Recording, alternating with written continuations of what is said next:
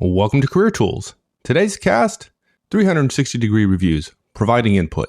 In today's cast, we're going to talk about how to respond to requests for 360-degree input. Here we go.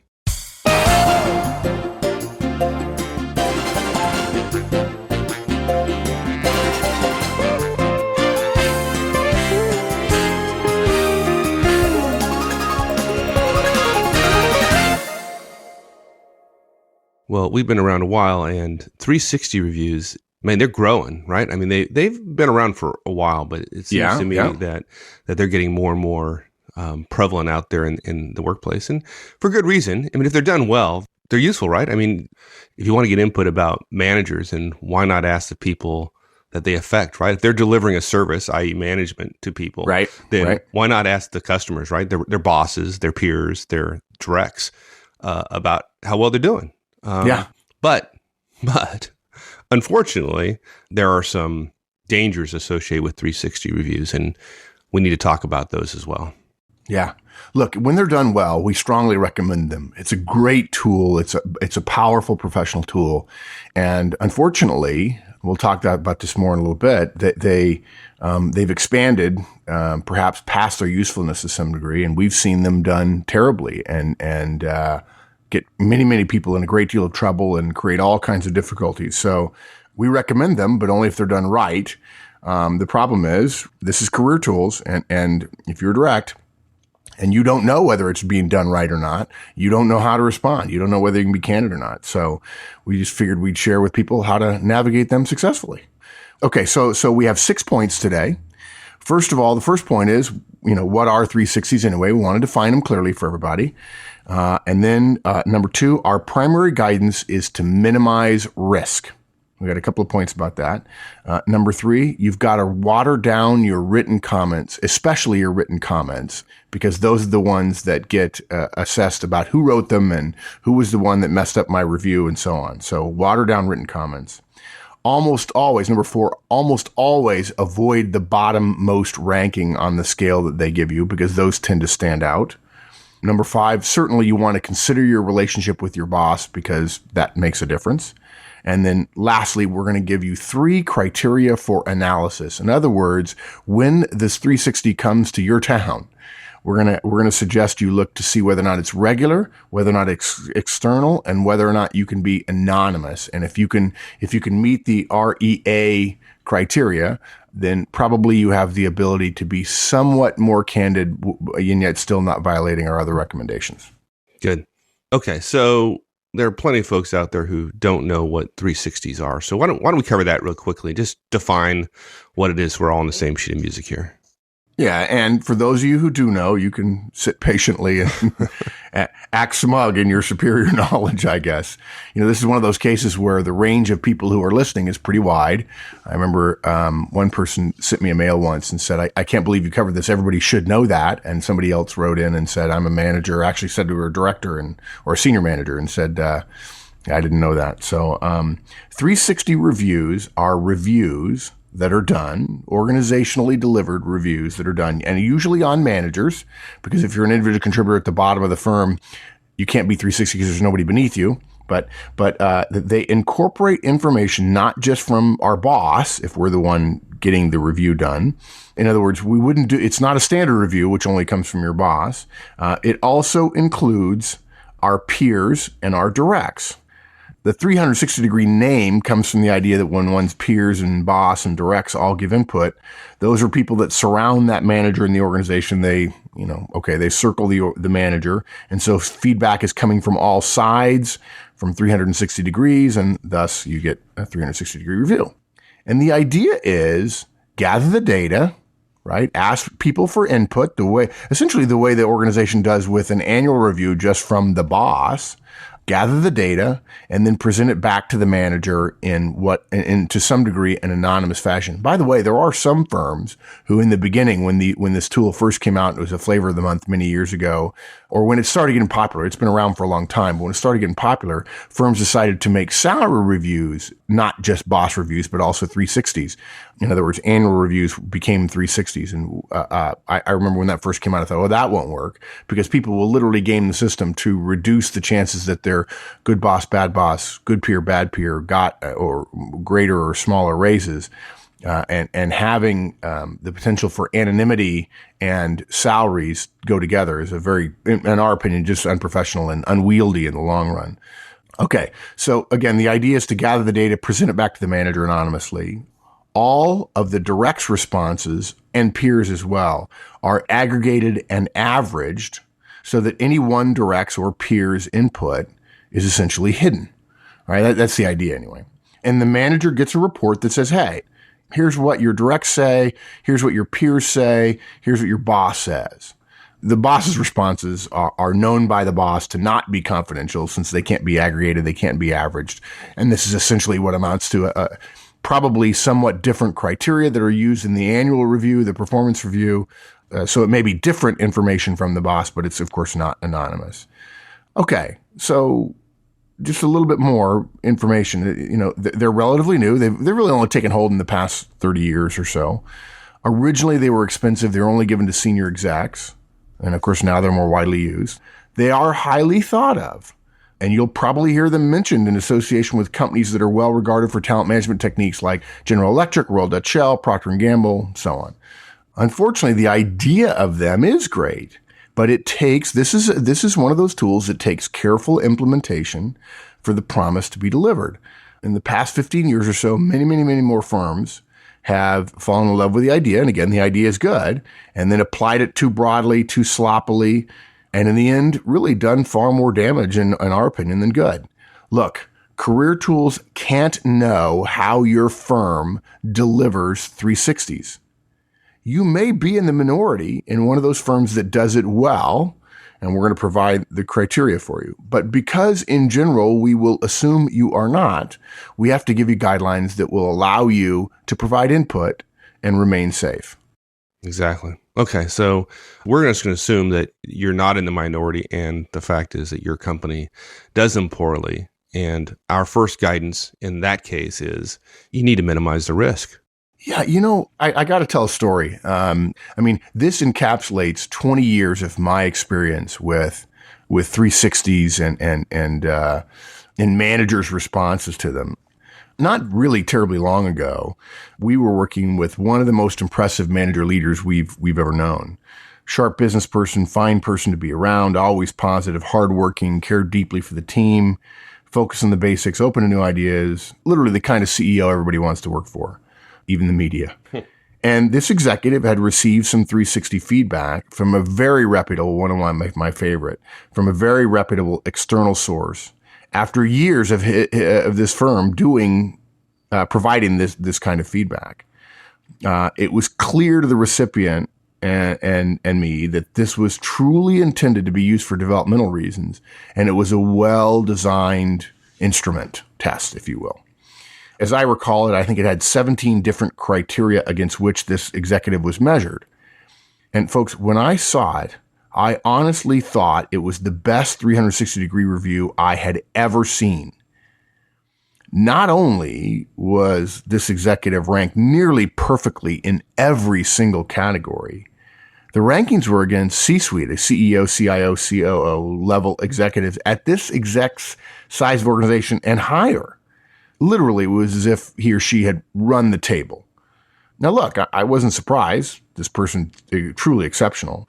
But it was still, I was tempted to take a picture of it. It was a sight to behold. You just look and you go, wow, dude, he's good. And of 17 areas, I think, 16 were exceptional, and one showed that it was well above average. And remember now, this is against other folks at this person's level and above. I mean, it's really... Yeah. Well above average is pretty good in that company. Yeah, well above average is, CEO of a Fortune 500 company or something.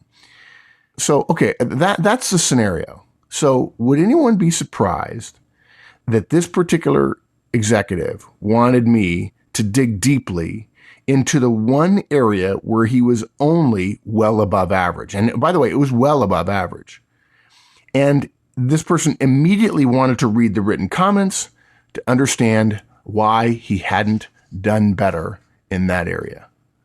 So look, we submit to you that if people of character and ability like this executive immediately go to their relative negatives and immediately want to know what was said in detail, then if your manager is average, like so many others, and your anonymity is in any way in question, which it often is, for whatever reason, honest, negative responses to 360-degree reviews are incredibly dangerous.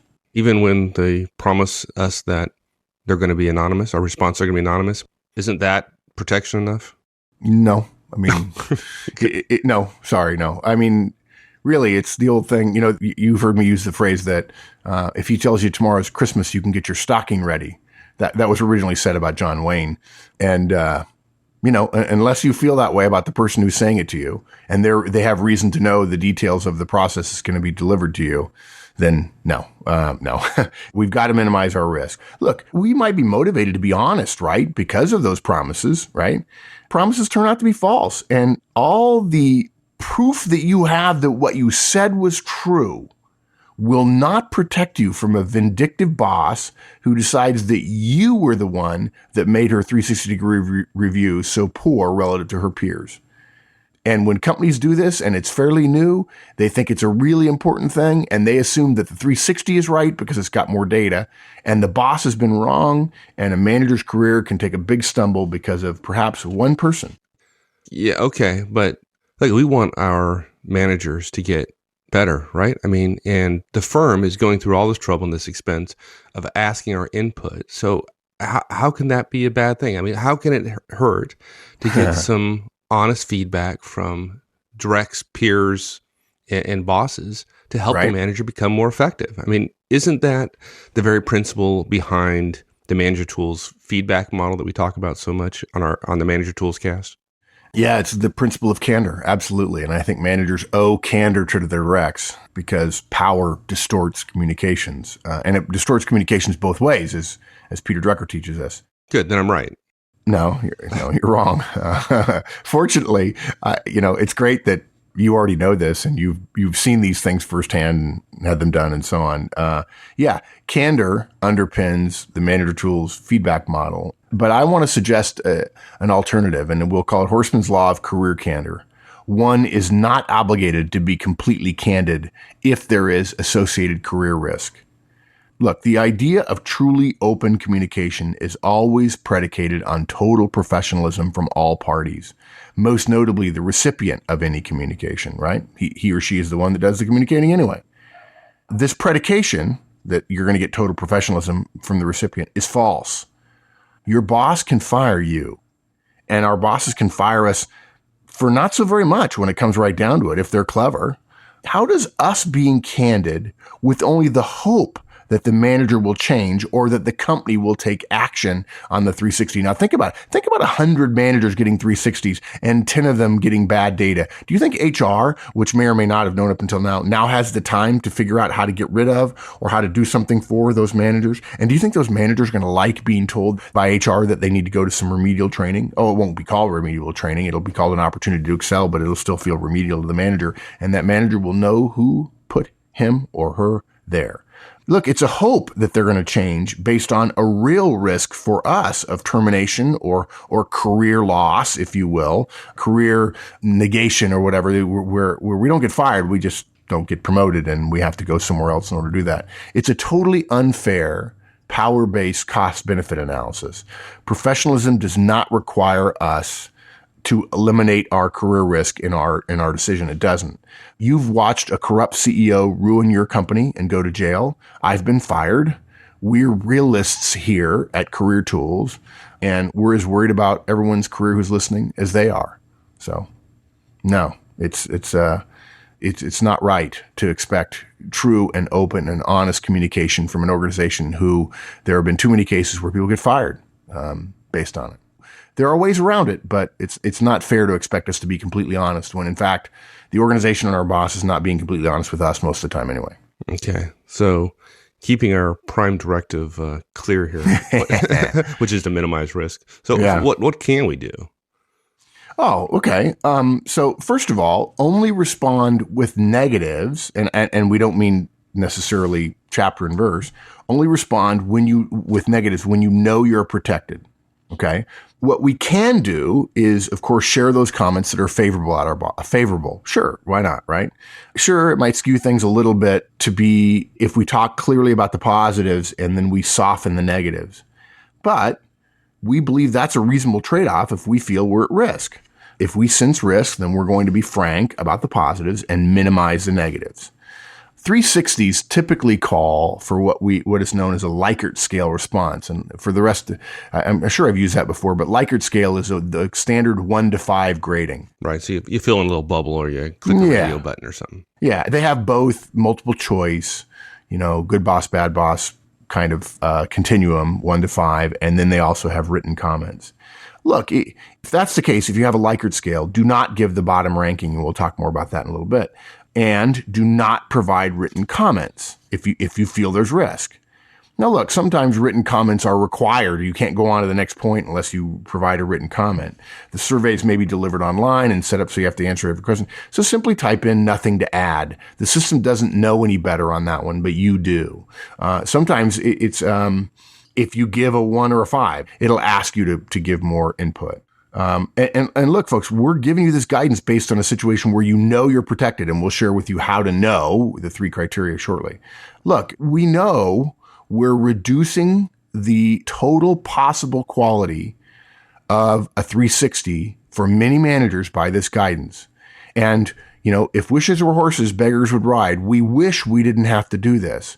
But frankly, I have to say something that so many managers so overrate, and that includes probably many of us who are listening and speaking, so many managers overrate our abilities that when we get watered down negatives, softened negatives, we're still going to be surprised. It still will be a call to action for many, many managers, and there will be a great deal less risk for the people who are providing the input. Okay?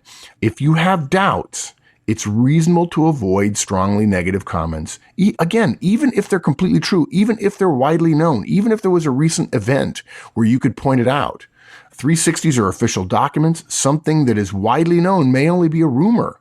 But once it's in the 360, it's something that lasts and lasts and lasts, and it's probably in the person's personnel record. And it's just something that your boss can attempt to defend. And unfortunately, that means if your boss is going to defend it, he or she might feel that includes retribution. We wish we didn't have to say it, but we do because we know it's true.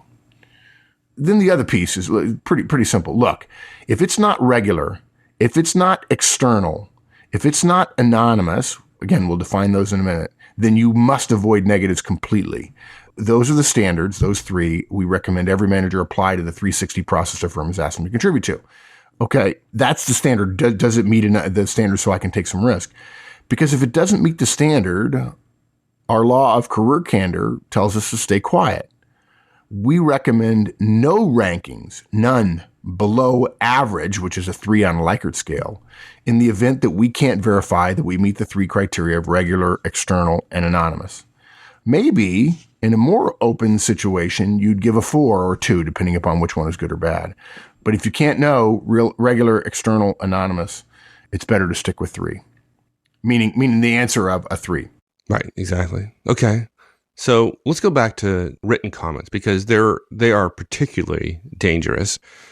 We recommend above, don't just write nothing to add. But if you want to, and you decide that you are going to write something, you really need to water those down. Yeah, I'm amazed that people give middling rankings and then just hammer the person, unleash a torrent of written comments. If you think your writing doesn't have your signature attached to it, you're smoking crack. This is perhaps the biggest danger of all. We promise you, folks, your boss will read every single negative comment and attempt to determine who said what about her. We know this. We've seen it, right? Yeah, and unfortunately, they're going to decide who wrote it, whether they're right or not. Yeah, oh yeah, that's exactly right. It's going to get attributed to somebody. And if you have a bad relationship with your boss, somebody else writing something is going to be attributed to you. Yeah, unfortunately. Yeah. So you might think we're being overly cautious, but hopefully you'll take solace in 2 things. 1, we're being cautious with your career, so you're welcome. and second, it has been our experience that every manager, folks, every manager who is given a 360 report does three things. They focus on the negatives, they read the negative comments, and then attempt to determine who said what. 25 years I've been doing this, and that happens every single time. I mean, the flipping of pages when they first get it, looking for the first ranking score, and then they go, there's 7 things, and oh, look, that one's real low. Let me go look at what the individual questions were and which ones I scored low on, and know what are the writtens. What are the writtens? That's what I did. Yeah. I mean, it's, and look, unless your relationship with your boss is unbreakable, which it very likely isn't, negative written comments put you at risk. Folks, you can't write differently. You can't disguise who you are. She's going to know, and you're at risk. And I promise, I read these things all the time, and I can tell. If I work with a client for 6 months or a year, I can tell who wrote things. They finally say, oh, I've got a burning desire to get this off my chest about this thing that happened a year ago, and I'm going to finally tell this manager how screwed I feel by what he did. And it just has a red flashing light on the top. Disgruntled employee said this about you. Okay. And then what happens? 2 things happen. 1, there's potential retribution. And 2, the manager says, I can discount that because he's my weakest employee and I don't need to listen to what he or she has to say. We just talked about kind of the written, and we recommend that you don't write negative comments in the written responses. What about the numerical rating? So a 1 to 5 on the Likert scale, for example. Any guidance there?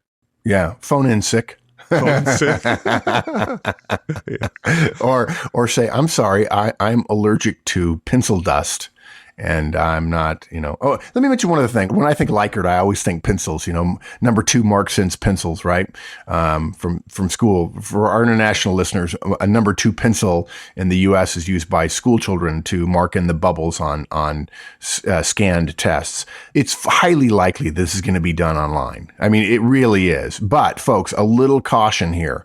The online component of this doesn't mean that it's being done professionally, because you can use SurveyMonkey and come up with an online survey very easily, and it looks very professional, and it doesn't mean that it meets the regular external anonymous criteria that we've suggested before. Okay, so enough. Our recommendation here, if you feel there's risk, is to avoid the 1s and 5s. They totally stand out.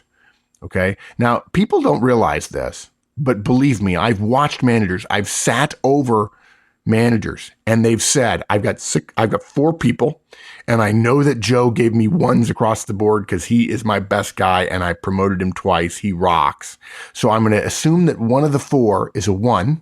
That means in order to have the average that I have, the other 3 would have to be these, roughly here, or I can't be sure exactly what they are unless the average is a certain number, which has a 0.33 in it or a 0.66. And that means 2 people were here and 1 person was here. And that means inevitably that somebody gave me a 5. All right.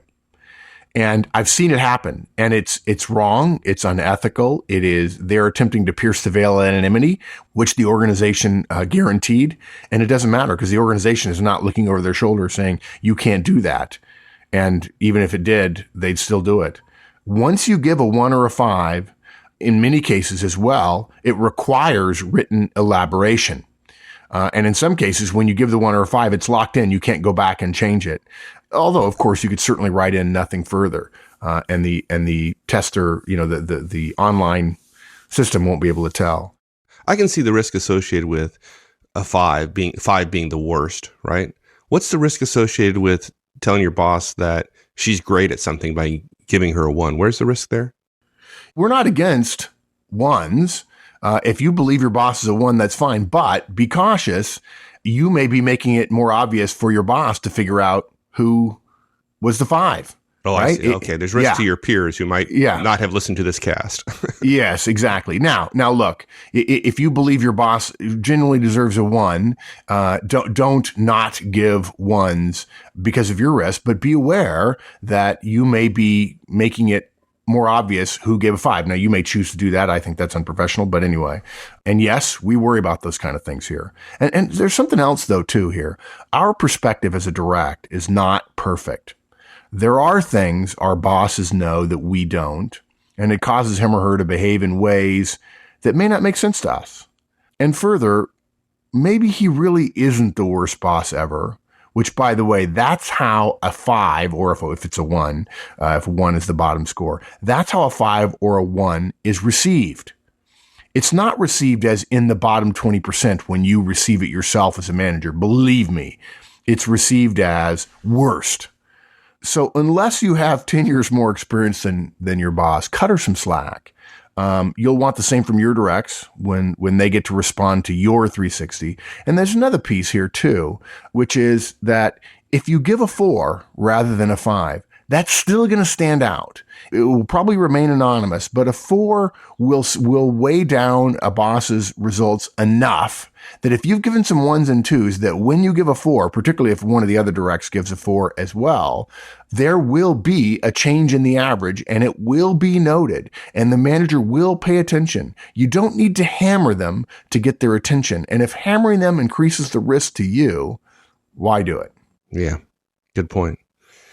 Hopefully this is obvious to folks, but if you have less than a great relationship with your boss, even if this 360 is, regular, external, anonymous, the things we talked about, right? You still got to be cautious because he's not only going to look at the negatives and the written comments, he's going to be assuming that you wrote them.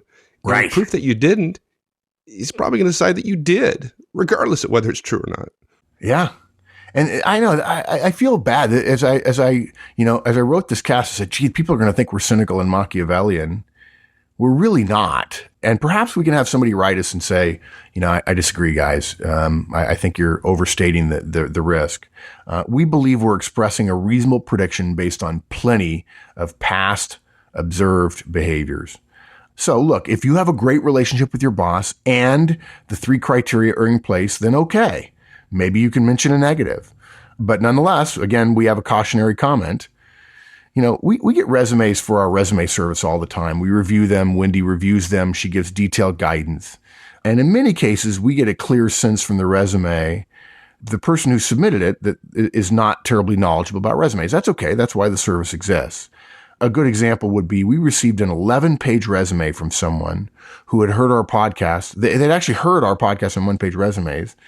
And the person said to us, yes, but I'm the exception. It's a pretty big exception. Yeah. And you know what, folks? They're not. They've listened to someone with an equally abysmal professional knowledge of resume preparation. They've seen some other resumes and they convince themselves that they're different. And folks, you, when it comes to the risk of 360s, could very well be that guy. You may be thinking, oh, I'm the exception, and so I have a good relationship, and that's enough. Well, it's been my experience. You're not special. I'm sorry. Be cautious, and when you're in doubt, again, minimize risk. Prime directive. Yeah. Okay, so that seems like a criteria for analysis a little bit in terms of, hey, evaluate your relationship with your boss, and the better your relationship with your boss, then the more likely it is you can be honest, although we'd still recommend you tone it down a bit.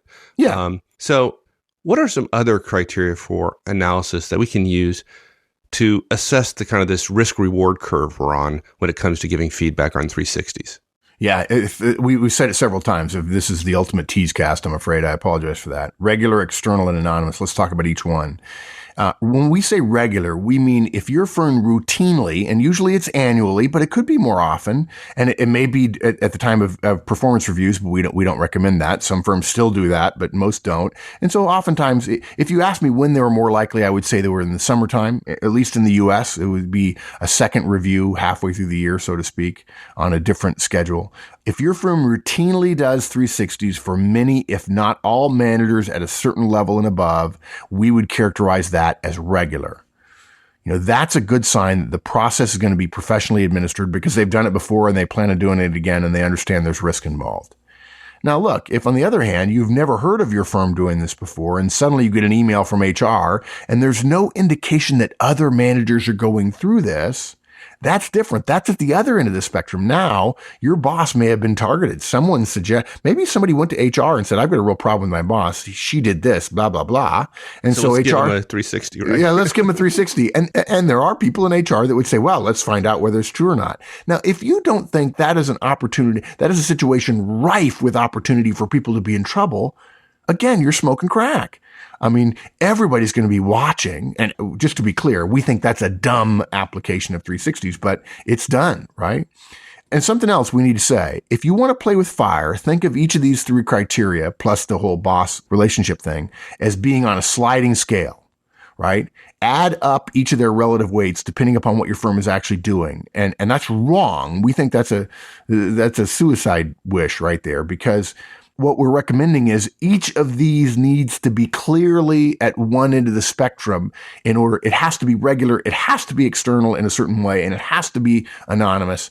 Otherwise, don't do it. We're not suggesting if all three of them are generally in the right direction, you should go forward and be more candid than you normally would. We're not suggesting that at all. We're saying, darn it, unless all three of these are home runs, 100%, don't be candid.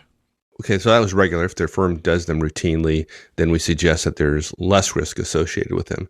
Right. What about external? Why is that important, whether we do them internally or externally? First of all, the people who are administering it, the administering agent, has to be external to the firm. If a 360 is being done internally, you must pause. Okay? Even honest HR execs can be had and can share information that they should not. The fact that it's done online means nothing about it being external. Politics happen everywhere. An external facilitator or an external firm or resource is necessary not only, and this is very important, not only for anonymity, but for the appearance of anonymity. And again, simply because the survey is being administered online means nothing. It could be being done by your firm on SurveyMonkey or something like that. This is particularly true at small firms because it's expensive to have 360s done, because anonymity and the tests and so on, and to have it analyzed effectively numerically is not trivial. And oftentimes the firms that deliver them have PhDs on staff and are looking at all kinds of enormously complex statistical data.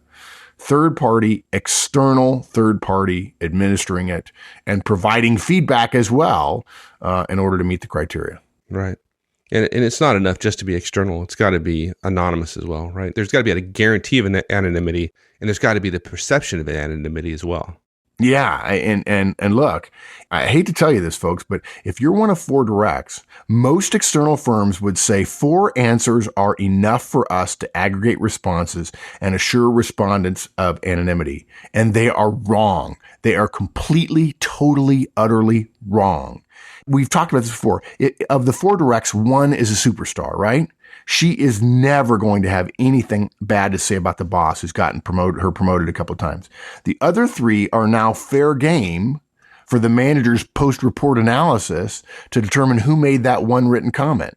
And if your boss assumes she got a 5 from her top performer, you can actually do the math. There are only certain averages that are possible from 4 respondents if the assumption of one of them has given them a 5 is accurate.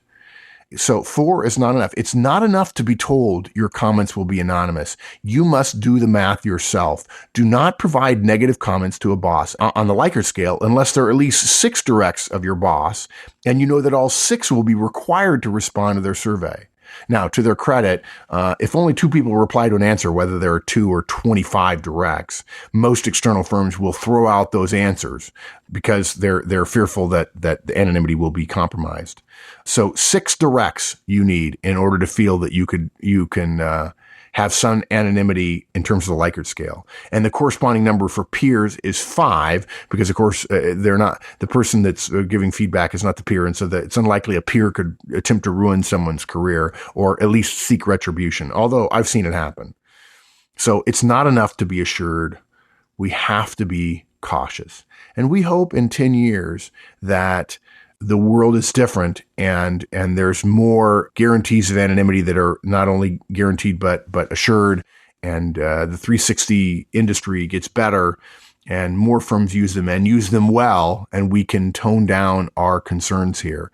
But we've seen it happen too many times. To watch a manager rip open a 360, to turn to the graph page, to see which one is weak, to turn to that section and read the answers to see which one were the lowest, and to see whether or not it was that recent problem he or she had, and then to go to the written comments and say, and to point a finger, bam, like that, and say, I know who wrote that. When you see that happen a couple of times, it sends chills down your spine when somebody calls and says, I'm told I have to give 360 feedback to my boss. What should I do? Yeah, 360 does not work as a weapon for the direct. It doesn't work well. And if you truly want to help your manager get better, because you're concerned about your manager, concerned about the organization, you want the organization to be successful, then go develop a relationship with your manager and start there. 360 is not the place to do it. Yeah, actually, it is a weapon. It just backfires all the time. There you go. Okay, it's a bad weapon. Yeah, it's a bad weapon, yeah. Okay, so look, quick wrap up. We shared what 360s are. We shared our primary guidance, which is minimize risk. We recommend written comments get watered down. Those are ones that ring out with who you are. You certainly want to avoid bottom rankings almost always. You need to consider your relationship with your boss and then apply the 3 criteria: regular, external, and anonymous. Great. Thanks, my friend. Thanks, partner. We'll see you. That's it, everyone. Thanks for joining us, and we'll see you all again next week. In the meantime, check out the discussion forums on www.managertools.com/forums. Hope to see you there. So long.